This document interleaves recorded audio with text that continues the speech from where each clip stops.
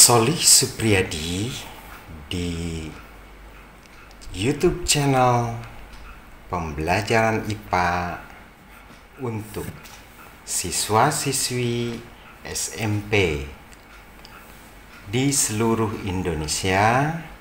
Kami coba memberi pembelajaran yang sangat asik, menyajikan tentang materi Kingdom Monera. Jangan lupa subscribe dan nyalakan loncengnya.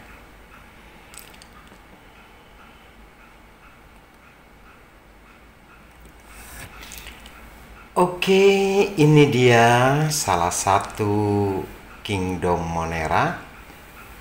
Apa sih Monera itu? Adalah makhluk hidup yang terdiri atas satu sel, uniseluler. Sesuai dengan asal kata Monera dari bahasa Yunani, yaitu moneres, yang berarti tunggal. Ya, jadi Monera ini adalah makhluk hidup yang terdiri dari satu sel. Ya, jadi bisa kamu bayangkan makhluk hidup yang terbentuk dari satu sel. Betapa kecilnya ya. Oke. Anak-anakku sekalian yang saya cintai, Monera meliputi sebagian besar prokariotik, yaitu memiliki inti sel tetapi tidak memiliki membran atau selaput pada inti sel. Oleh sebab itu, nama lainnya adalah prokaryota atau prokaryota.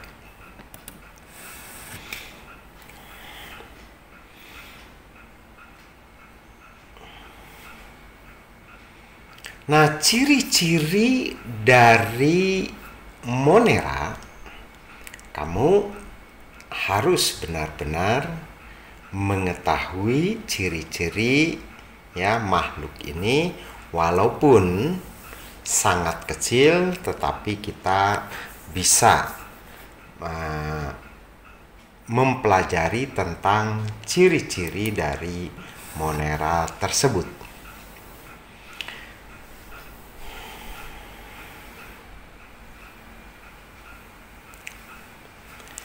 Monera adalah mikroorganisme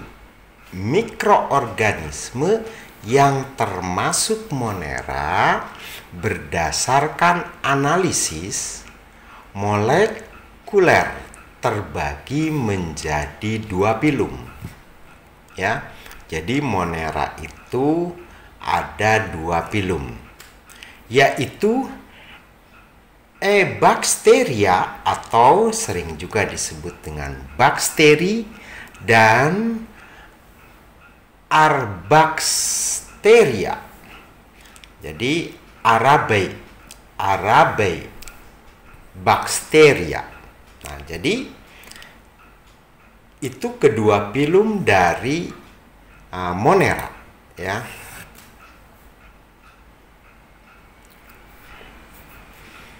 Nah, itu ciri yang pertama ya.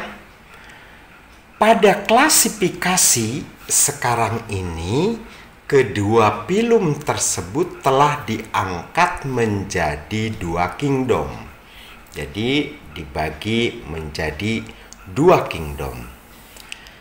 Nah, dari kedua kingdom ini terdiri ya ciri-cirinya Monera secara umum. Ya, jadi ciri-cirinya itu secara umum sama dengan Monera.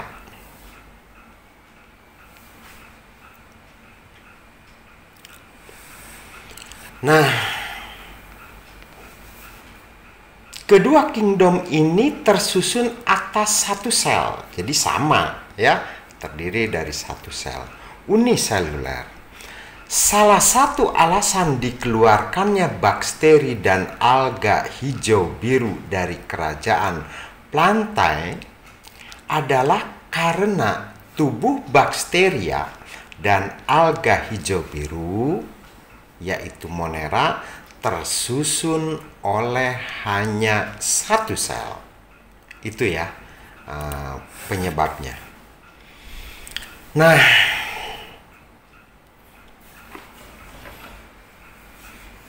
yang kedua, bentuk sel bervariasi. Bentuk sel pada kelompok Monera sangat bervariasi. Ada yang berbentuk batang atau sering juga disebut basil, ada yang berbentuk bulat atau kokus, atau ada yang spiral, ada yang berkoloni, ataupun ada yang tidak berkoloni.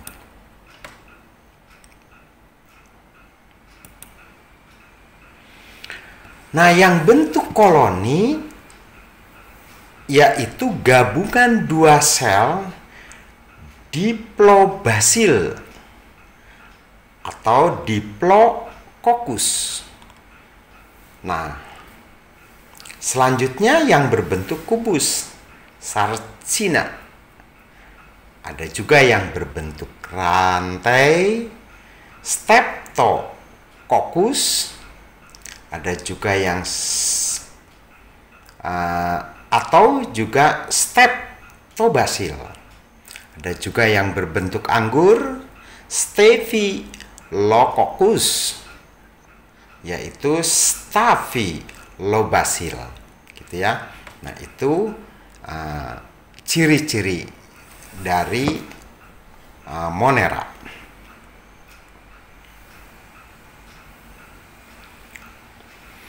Nah, tipe sel prokaryotik, semua anggota Monera merupakan sel prokaryotik, yaitu sel yang tidak memiliki inti sejati.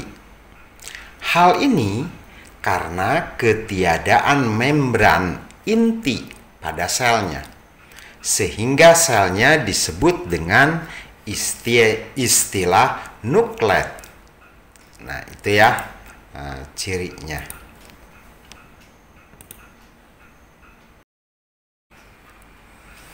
Selanjutnya, memiliki dinding peptidoglikan. Dinding sel yang menyusun bakteri dan alga biru berbeda dengan tumbuhan. Dinding Monera terbuat dari zat peptidoglikan, sementara tumbuhan tersusun atas selulosa. Meski demikian, beberapa bakteri dinding selnya tersusun bukan dari peptidoglikan atau kelompok Archaebacter. Anak-anakku sekalian yang sedang belajar nonton YouTube kami, ciri selanjutnya adalah tidak memiliki organel bermembran. Ketiadaan membran inti menyebabkan organisme Monera tidak memiliki organel-organel bermembran lainnya. Nah, seperti kloroplas, mitokondria, retikulum endoplasma, badan Golgi, lisosom, dan vakuola. Adapun organel yang terdapat pada Monera antara lain nukleid, mesosom, ribosom, klorofil, membran sel, dan dinding sel. Nah, itu ya ciri-cirinya.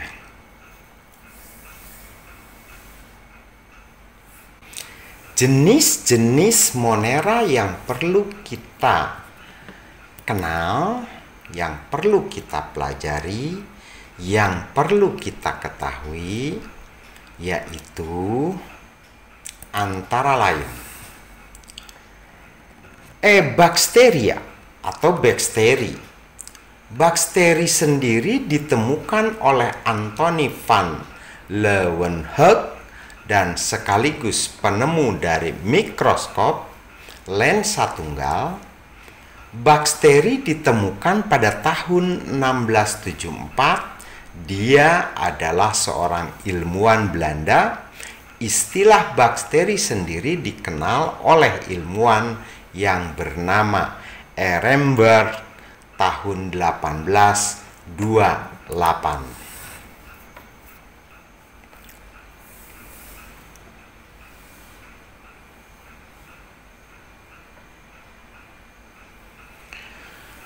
Ternyata bakteri mempunyai sel uniseluler dan prokariotik. Umumnya tidak mempunyai klorofil, akan tetapi ada yang memiliki klorofil sehingga bisa melakukan fotosintesis. Nah, ukuran bakteri sangatlah kecil, hanya beberapa mikron ya. Jadi bakteri itu termasuk makhluk hidup yang sangat kecil. Jadi ukurannya aja dalam bentuk mikron.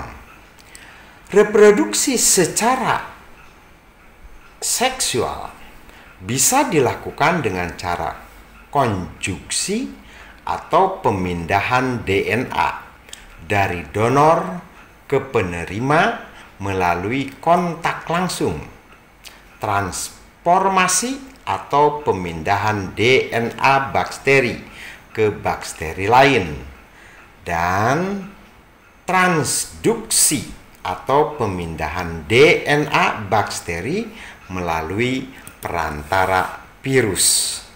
Nah, itu ya bakteri. Jadi ada perantaranya. Reproduksi dengan aseksual pada bakteri umumnya dengan pembelahan Wiener. Bakteri membelah secara langsung menjadi 2 sel anakan.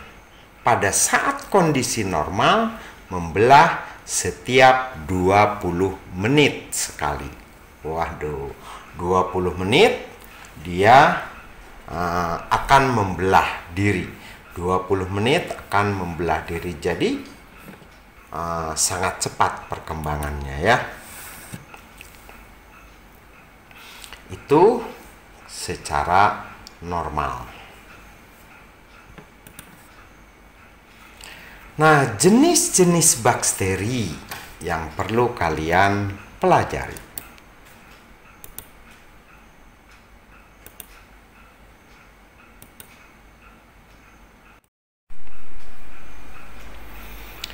Selanjutnya kita akan mempelajari mengenai jenis-jenis bakteri. Nah, jadi bakteri juga banyak jenisnya, banyak macamnya. Sehingga kita harus mengenal juga mempelajarinya dari bakteri ini.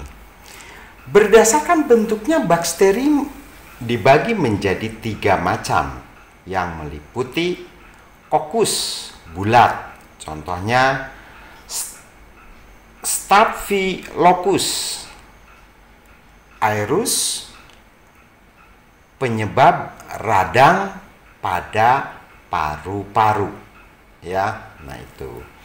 Yang kedua, basil atau batang, contohnya Bacillus anthracis, yaitu penyebab penyakit antrak. Selanjutnya adalah spiral, berbengkok-bengkok, contohnya Treponema Pallidum, penyebab sipilis, ya. Nah, itu jenis-jenis bakteri yang mengakibatkan terbentuknya penyakit.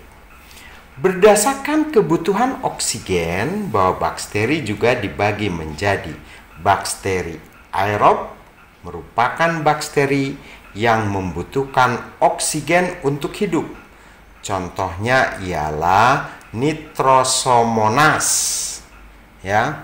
Yang kedua, bakteri anaerob, merupakan bakteri yang tidak membutuhkan oksigen untuk hidup. Contohnya ialah Clostridium tetani. Nah, itu jenis bakteri yang dikelompokkan berdasarkan kebutuhan oksigen. Berdasarkan cara mendapatkan makanan, bakteri dibagi menjadi bakteri heterotrof, yaitu mendapatkan makanan dari organisme lain, dari makhluk lain. Yang kedua adalah bakteri saprofit, mendapatkan makanan dari sisa-sisa organisme lain. Contohnya adalah Escherichia.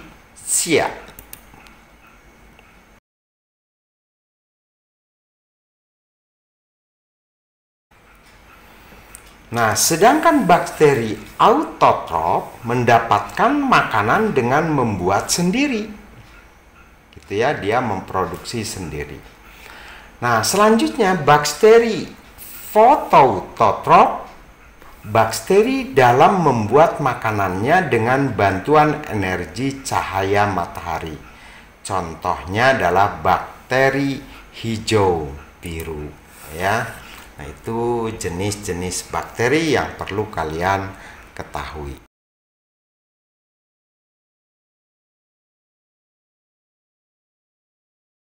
Gitu ya. Berdasarkan jumlah dan letak flagella meliputi monotrik, memiliki satu flagella pada salah satu ujung.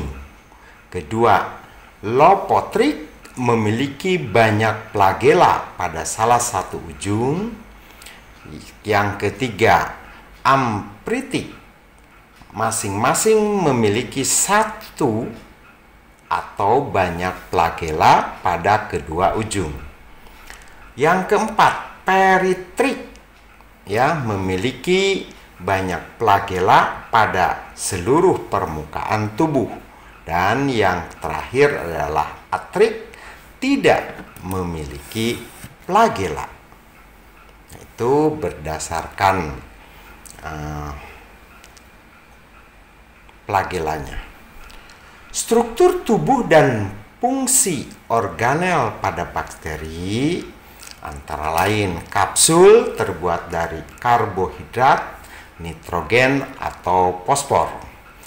Kapsul dan lapisan lendir berfungsi untuk pelindung sel terhadap dehidrasi, cadangan makanan, perlindungan terhadap fagositosis, dan pertahanan diri. Pada umumnya, kapsul dimiliki oleh bakteri virulen. Pada bakteri parasit, kapsul dilengkapi dengan pelindung terhadap sistem pertahanan sel inangnya.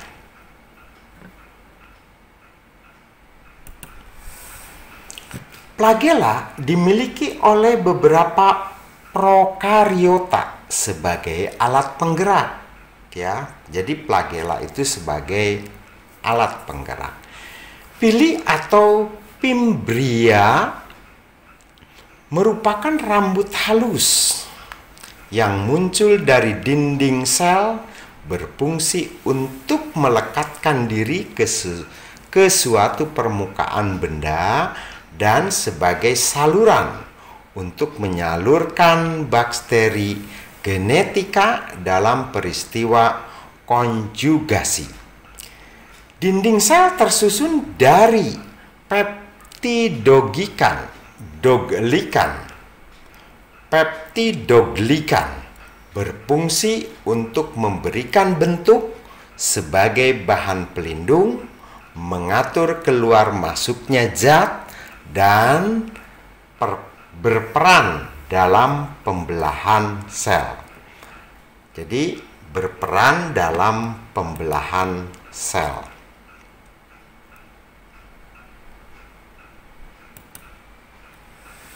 Membran sel atau membran plasma, bakteri tersusun dari protein dan lemak, berfungsi untuk mengatur transportasi zat dari luar ke dalam sel. Membran sel pada cyanobacteria berperan dalam fotosintesis. Di dalamnya terdapat tilakoid kromatofor yang mengandung pigmen fotosintesis.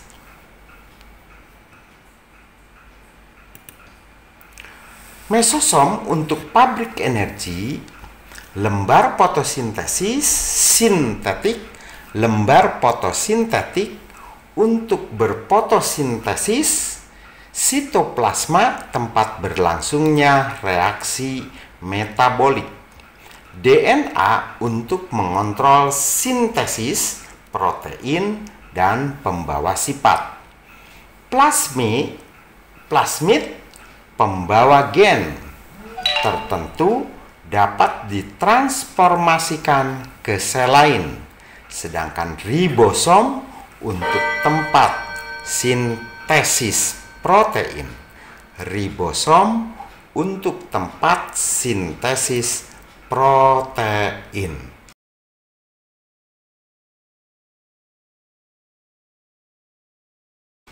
Oke, siswa-siswi yang pencinta YouTuber, sampai di sini pembelajaran IPA. Terima kasih banyak yang telah mengunjungi channel Solih Supriyadi. Jangan lupa ya, subscribe dan nyalakan loncengnya.